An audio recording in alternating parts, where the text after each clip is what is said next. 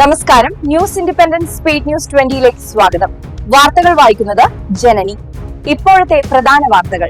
പ്രതീക്ഷയും കടന്ന് ജനസംഖ്യ. അയർലൻഡിൽ ജനസംഖ്യാ നിരക്ക് വർദ്ധിക്കുന്നതായി സാമ്പത്തിക വകുപ്പ്. 2065 ആകുമ്പോഴേക്കും ജനസംഖ്യ 7.59 ദശലക്ഷമായി ഉയരുമെന്നാണ് സാമ്പത്തിക വകുപ്പിന്റെ കണക്കുകൾ. റീഫണ്ടുമായി ഡബ്ലിൻ വിമാനത്താവളം. ഉപഭോക്താക്കളിൽ നിന്നും ഈടാക്കിയ അമിത പാർക്കിംഗ് ഫീസ് റീഫണ്ട് ചെയ്യാൻ ഡബ്ലിൻ വിമാനത്താവളം. 4500 ഉപഭോക്താക്കൾക്ക് 3,50,000 യൂറോ ആണ് തിരികെ നൽകുക. നിർദ്ദേശവുമായി തിരഞ്ഞെടുപ്പ് കമ്മീഷൻ. പ്രസിഡന്റ് തിരഞ്ഞെടുപ്പ് അടുത്തിരിക്കെ വിദ്യാർത്ഥികൾക്ക് നിർദ്ദേശവുമായി തിരഞ്ഞെടുപ്പ് കമ്മീഷൻ. വോട്ടവകാശമുള്ള എല്ലാ വിദ്യാർത്ഥികളും വോട്ടർ രജിസ്റ്ററിൽ പേരുണ്ടോ എന്ന് പരിശോധിക്കണമെന്ന് കമ്മീഷൻ ആവശ്യപ്പെട്ടു. അഗ്രി ബയോമീഥൈൻ പ്ലാന്റ് മയോയിൽ. അയർലൻഡിലെ ഏറ്റവും വലിയ അഗ്രി ബയോമീഥൈൻ പ്ലാന്റിന്റെ നിർമ്മാണം മയോയിൽ ആരംഭിക്കും. ബാലിൻ റോബിലാണ് പുതിയ പ്ലാന്റ് നിർമ്മിക്കുന്നത്. പിരിച്ചുവിടൽ ഭീഷണി നേരിട്ട് ഐകിയയിലെ ജീവനക്കാർ.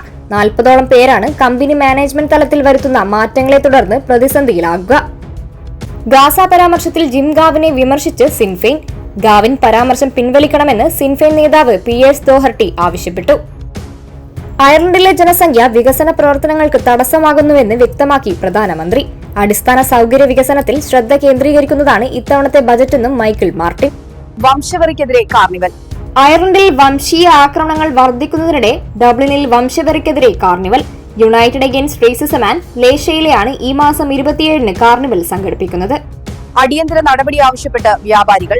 വ്യാപാരം മെച്ചപ്പെടുത്താൻ ബജറ്റിൽ അടിയന്തര നടപടികൾ ആവശ്യപ്പെട്ട് ഡബ്ലിനിലെ വ്യാപാരികൾ. നിലവിലെ സാഹചര്യത്തിൽ മാറ്റം വരുത്താൻ അധിക ധനസഹായം ഉൾപ്പെടെ വേണമെന്നാണ് ഇവർ പറയുന്നത്. ഭീഷണി നേരിട്ട് ഐറിഷ് വനിത. നാടുകടത്തൽ ഭീഷണി നേരിട്ട് അരനൂറ്റാണ്ടായി അമേരിക്കയിൽ താമസിക്കുന്ന ഐറിഷ് വനിത 58-കാരിയായ ഡോണ ഹ്യൂസ് ബ്രൗൺ ആണ് 10 വർഷം മുൻപ് എഴുതിയ $25 വണ്ടി ചെക്കിന്റെ പേരിൽ ഭീഷണി നേരിടുന്നത്. കുൽമൻ ഗിസിംഗ് പ്രധാനമന്ത്രിയാകും. നേപ്പാൾ വൈദ്യുതി ബോർഡ് മുൻ ചെയർമാൻ കുൽമൻ ഗിസിംഗ് നേപ്പാളിന്റെ ഇടക്കാല പ്രധാനമന്ത്രിയായേക്കും. കലാപത്തെ തുടർന്ന് KP ശർമ്മ ഒലി പ്രധാനമന്ത്രി സ്ഥാനം രാജിവെച്ചതോടെയാണ് കുൽമാൻ ഗിസിംഗിനെ പരിഗണിക്കുന്നത്. ഡൊണാൾഡ് ട്രംപിന്റെ വിശ്വസ്തൻ ചാർലി കിർക്ക് വെടിയേറ്റ് മരിച്ചു. യൂട്ടാ വാലി സർവകലാശാലയിലെ ചടങ്ങിൽ പങ്കെടുക്കുന്നതിനിടെയായിരുന്നു സംഭവം. കൊല്ലൂർ മൂകാംബിക ദേവിക്കും വീരഭദ്രസ്വാമിക്കും സ്വർണ്ണാഭരണങ്ങൾ സമർപ്പിച്ച് ഇളയരാജ. 8 കോടി രൂപ വില വരുന്ന വജ്രമുൾപ്പെടുന്ന മുഖരൂപവും സ്വർണ്ണവാളുമാണ് സമർപ്പിച്ചത്. റഷ്യൻ പട്ടാളത്തിൽ ചേരുന്നത് സംബന്ധിച്ച് ഇന്ത്യൻ പൗരന്മാർക്ക് മുന്നറിയിപ്പുമായി കേന്ദ്ര വിദേശകാര്യ മന്ത്രാലയം. വളരെ അപകടകരമായതിനാൽ റഷ്യൻ സൈന്യത്തിൽ ചേരാനുള്ള വാഗ്ദാനത്തിൽ നിന്നും ഒഴിഞ്ഞുമാറണമെന്ന് മന്ത്രാലയം അറിയിച്ചു. കൊടുവള്ളി MLA-യും മുസ്ലിം ലീഗ് നേതാവുമായ MK മുനീർ ആശുപത്രിയിൽ. ഹൃദയാഘാതത്തെ തുടർന്ന് കോഴിക്കോട്ടെ സ്വകാര്യ ആശുപത്രിയിലാണ് അദ്ദേഹമുള്ളത്. മുൻ മന്ത്രിയും കോൺഗ്രസ് നേതാവുമായ PP തങ്കച്ചൻ അന്തരിച്ചു. 86 വയസ്സായിരുന്നു. ആലുവയിലെ സ്വകാര്യ ആശുപത്രിയിലായിരുന്നു അന്ത്യം. ചുമതല വനിതകൾക്ക്. ഏകദിന വനിതാ ലോകകപ്പിൽ മത്സരങ്ങൾ നിയന്ത്രിക്കുന്നതിനുള്ള മുഴുവൻ ചുമതലയും വനിതകൾക്ക് നൽകി ICC. വനിതാ അമ്പയർമാരും വനിതാ മാച്ച് ഒഫീഷ്യൽസുമാണ് മത്സരങ്ങൾ നിയന്ത്രിക്കുക. ഇന്ത്യക്ക് ജയം. ഏഷ്യ കപ്പ് 2020 ക്രിക്കറ്റിൽ ഇന്ത്യക്ക് ആദ്യ മത്സരത്തിൽ ജയം. UAE-യെ 9 വിക്കറ്റിനാണ് ഇന്ത്യ പരാജയപ്പെടുത്തിയത്.